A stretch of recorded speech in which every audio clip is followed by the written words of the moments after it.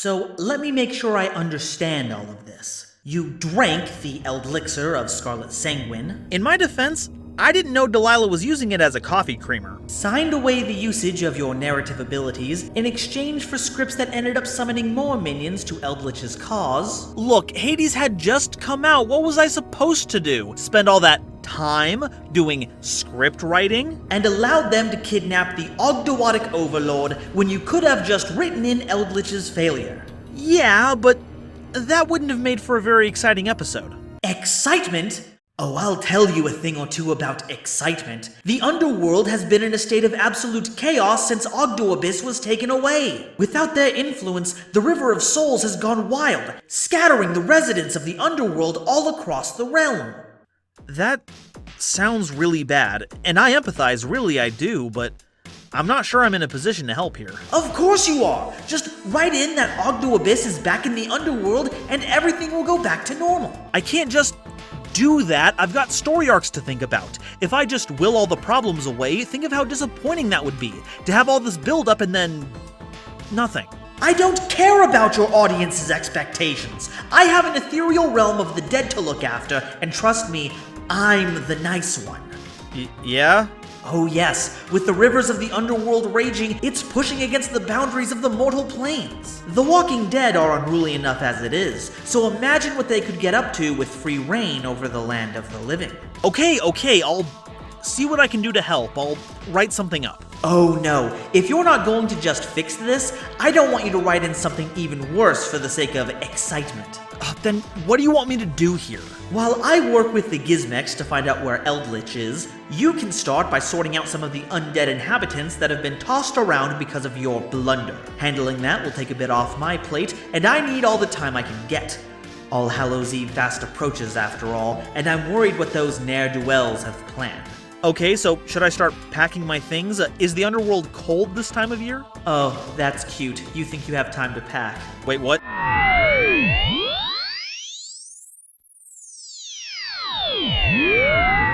Well, that's a fine how do you do, isn't it? You know, when I became a Yu-Gi-Tuber, the last thing I expected was doing paperwork from the great beyond. Oh well, sooner I can get this done, the sooner I can catch up on the silver case. Let's see who's first on the docket here. Ah, this looks like it'll be a fun start. Hello everyone, GoldenNova here, and welcome to Spooky Month, the time of the year where we peruse the paranormal and find fun in the frightening. Today, we're going to be covering Skull Servants, a theme that has roots from all the way back in the first core set, Legend of Blue Eyes White Dragon.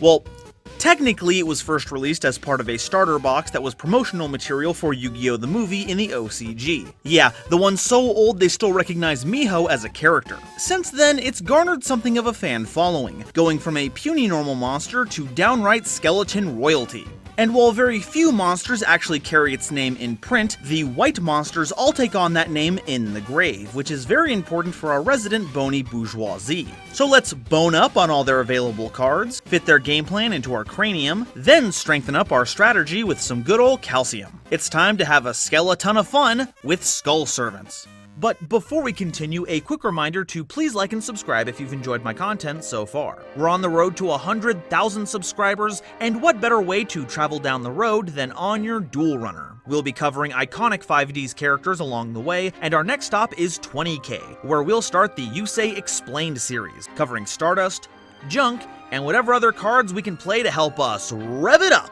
We've also got our Discord, where you've gotta join, you don't want to make Sad Cat any more sad.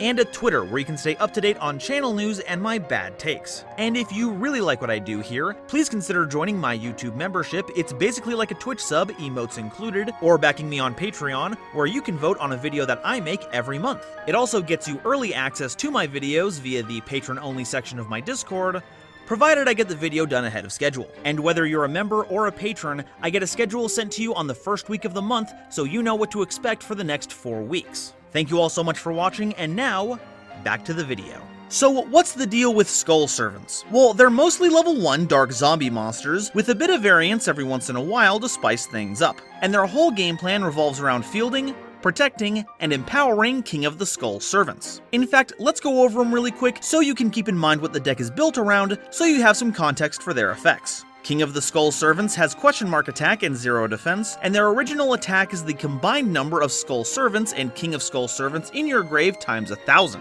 And when destroyed by battle and sent to the grave, you can banish another Skull Servant or King of Skull Servants from your grave to special summon them. Now, it's more likely than not that your opponent is going to opt to remove King with effects rather than combat, because it's usually going to be a level 1 obelisk. But on the off chance they force it to defense position and run it over that way, they can consume the essence of their fellow Skull Servants to sustain themselves, just like a true member of the landed gentry. Skull Servant proper has 300 attack and 200 defense, and are skeletal ghosts that aren't strong, but can mean trouble in large numbers. You know, the more I read this stuff, the more it feels like this is all a metaphor for class struggle. The Skull Servants can't affect the world around them by themselves, but together they can motivate real change, while the king benefits from the broken bodies of their subordinates, even going so far as to commit them to the banished void for their own survival. That's right, I smuggled more leftist politics into a video about Yu-Gi-Oh! Yeah, everyone who's mad I've done that before, I saw your comments, and you know what? It just made me want to do it more. And remember, talk with your fellow workers, form a union, and landlords are parasites. On to the next section! Skull Servant is also a fusion material for Flame Ghost and Zombie Warrior, 2 early fusion monsters with not a lot going on. Not really anything to add here. Yeah, moving right along. The Lady in White is a level 3 monster with 0 attack and 2200 defense, and face-up level 3 or lower zombies on the field, except copies of the Lady in White, cannot be destroyed by battle and are unaffected by any spell or trap effect. Their name also becomes Skull Servant while in the grave. That's some pretty neat protection. I mean, the battle destruction immunity is, once again, a bit redundant in regards to King, but the complete immunity to spell and trap effects means no infinite impermanence, no Ice Dragon's Prison, no Lightning Storm, none of it. And with the extra bonus it gives to King once it's in the grave, this card is certainly on the white track.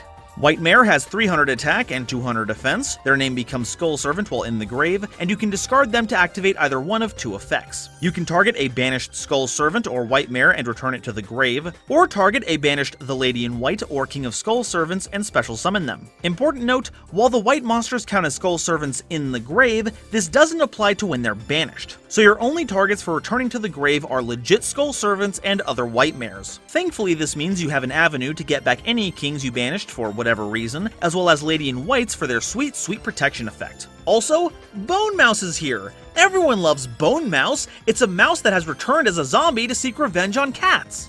It's Bone Mouse! White Prince has 0 attack and defense, and if sent to the grave, you can send a Skull Servant and the Lady in White from your hand and or deck to the grave. You can also banish them and 2 Skull Servants from your grave to special summon a King of the Skull Servants from your deck, and their name is also treated as Skull Servant while in the grave. This is by far the best way to throw more monsters into the grave to fuel King, and gives you a way to summon them if they're not already tearing up the tombstones. Also, Skulldog Marin is here, one of the most outstanding undead good dogies there are. White Princess is a level 3 light monster with 1600 attack and 0 defense. Their name is treated as Skull Servant while in the grave, and if normal or special summoned, you can send White Prince to your grave, which will then send a Skull Servant and Lady in White to the grave as well. And during either player's turn, as a quick effect, you can send White Princess from your hand or field to the grave, and all monsters on the field lose attack and defense equal to their own level or rank times 300. I think this affects both sides of the field as a reference to the funny quirk in the Lady in White's effect wording, where it doesn't specify that it protects your level 3 or lower zombies, so it helps your opponents as well, if they happen to have any. And it's a shame that it does so, because that makes it incredibly unplayable. What is your King of the Skull Servant supposed to do with 300 less attack, while your opponent's monsters suffer from debuffs that are infinitely worse?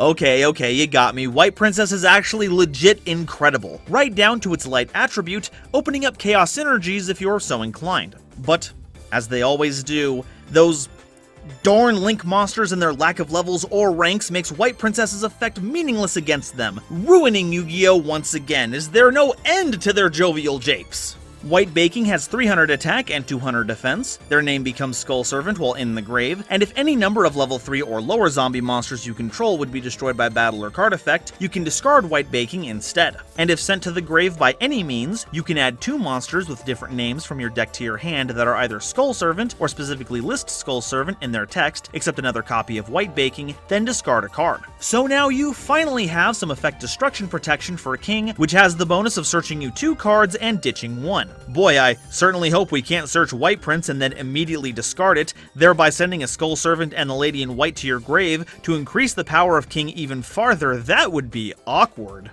Now, the art here was pretty strange to me, so I looked up some info to try and make sense of it. Turns out, it's more puns, and that's why I always try to use as many of them in videos as possible. They're the secret formula to all things. Skull Servants and King of Skull Servants OCG names are White and White King respectively, so this card is White Bay King.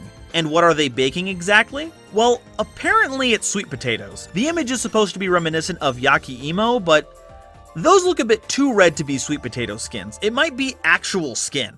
So that's all the Skull Servant cards, but what do we do with them? Well, we attack. We're gonna flood the grave with as many Skull Servants as possible, then smash King into our opponent's life points as many times as it takes to subjugate them, all while leaning into the wealth of zombie support we have available. So what can we play to help them out? The usual suspects apply here. Mezuki, Gozuki, and Unizombie are staples at this point, filling up your grave, reviving your monsters, giving you a discard outlet, and giving you access to synchros. Sure, level 1s don't usually provide the best material, but we do have a few level 3s we can leverage, which are a bit better. We also can't discount Zombie World, Necro World Banshee, and Doom King Baylor Drock, as they provide excellent grave disruption, negation, and removal. Try White is a pretty tempting card, but you're gonna have to be careful with it. To resolve White Prince's effect, you need to be able to send a Skull Servant and the Lady in White to the grave. They can't go it alone. What can I say? Skull Servant's a real wife skeleton. Summoning 3 monsters off of Try White can lead to some pretty powerful link lines. Just make sure you've also got all the Lady in Whites out of your deck as well. Dark Eruption isn't such a bad include either.